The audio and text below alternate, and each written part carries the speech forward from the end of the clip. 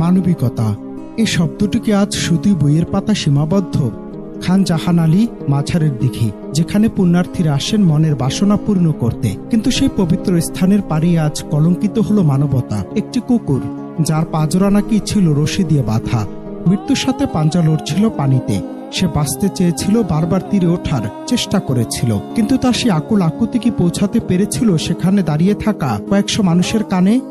না, আমাদের বিবেক তখন সেলফি আর ভিডিওর ফ্রেমে বন্দী। আমরা কি এতটাই নিচে নেমে গেছি যে একটি অবলা প্রাণীর মৃত্যু আমাদের কাছে স্রেফ বিনোদনের লাইভ শো? সবাই দাঁড়িয়ে দেখছিলেন।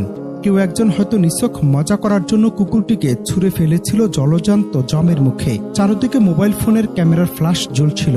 সবাই সেরা অ্যাঙ্গেল খুঁজছিল সেই বিভৎস দৃশ্য ধারণ করতে, অথচ চাইলে কেউ একজন হাত বাড়িয়ে তাকে টেনে তুলতে পারতেন। কিন্তু আমাদের জীবনের কাছে ভিডিওর ভিউ আর লাইক আজ বড় হয়ে দাঁড়িয়েছে। ধীরে ধীরে জমদূত হয়ে এগিয়ে এলো কুমিরটি, আর সেই অসহায় প্রাণীটির বাঁচার শেষ চেষ্টা মিলিয়ে গেল পুকুরের অতল গহ্বরে। মানুষ দেখলো, হাসলো এবং ভিডিও ধারণ করলো, কিন্তু মানবিকতা, সে তো আগেই ডুবে মরেছে।